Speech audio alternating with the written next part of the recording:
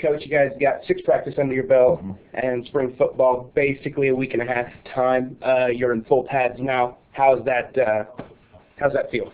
Well, it's been good. We've made a lot of progress. I'm seeing a lot of players improve daily. We're giving really good effort and getting better, and that's what we're trying to do. You've got a new defensive coordinator in town now. Everything's on. Got right in before spring ball. How is that meshing well? It's going good. You know, obviously he's a lot like Coach Fitzgerald was. He's a high-energy guy and high intensity. So it's been an easy transition going from Jeff to Josh. Continuing along the defensive side, is there anything you've seen improving greatly on the defensive side? You guys were solid on defense last year. Are there any players or any sort of techniques you see coming along? Well, I think there's a lot of things that are happening. I think the biggest thing that I'm seeing is because a lot of those kids that we played with last year are returners. They are making fewer mistakes than they did a year ago, and I think that that's going to be the biggest thing. I think we're going to be more disciplined on defense because of that. Now, over on the other side of the ball, you've got an offensive coordinator who's been in those shoes for a while now. You're going to have some people stepping in here and there. How are things going on the offensive side of the ball? They're going well. I think it's kind of the same principle. We've got some guys that are stepping up that are really stepping up their leadership roles, and I think they're becoming more focused and more disciplined on what they're doing. Guys like Ryan Shelley, who's a great player, is even becoming a greater player because he's starting to do more of the little things, do them all the time, and so we're very encouraged with that. Now, you teach the whole time. You're trying to put in playbooks and things like that. But now that you're in full pads, how does the tone of practice change from the first couple of days to now? Well, obviously there's a lot more contact. You know, we're not tackling every day, but we're basically live to the football, and we're blowing a quick whistle when we get to that point, trying to keep our contact to a minimum, but you still got to get your contact in and get used to getting off of blocks and blocking people and those type of things. Just start by talking a little bit about, the first couple of practices, you're in shorts and everything. It's kind of a teaching, implementing. Then you make the transition to full pads. How does that change on the offensive side of the ball, or is it pretty much teaching the whole time? It's a lot of teaching. The spring, we always say the spring is kind of more focused on ourselves than trying to really focus on going against a certain defense we're going to see or something like that, like maybe we would in the fall. So we're really worried about ourselves and a lot of teaching. First couple of days when we're just in helmets, there's not much contact. It's really just kind of making sure that everybody's got their assignment down and they're giving great effort and our tempo is good. And then it does kind of switch over to day 3 and 4. We start putting on shoulder pads and full pads and it gets a little bit more physical.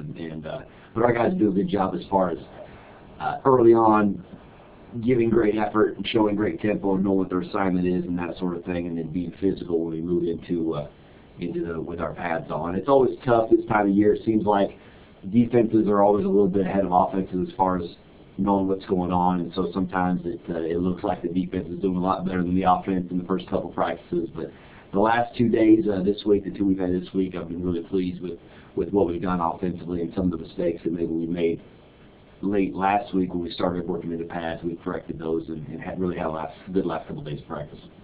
In the fall, in the couple of weeks that you have from the time you report till the season starts, it's all about building up a team. How do you address individual positions in the spring any differently than you might in the rush up to play in the fall? Spring, we really get a little bit more individual time where we can work on fundamentals and basic aspects of each position, whereas in the fall, when you get into game weeks and get into the season, you don't get as much time with that. You're working more 11 together team type things in the fall, and so it's good to kind of get back to basics, so to speak, in the spring, so we get a little bit more time to spend with those individual techniques with each position, and so we kind of got to get those down first before we can move on and put everything together. And so it's nice to be able to do that.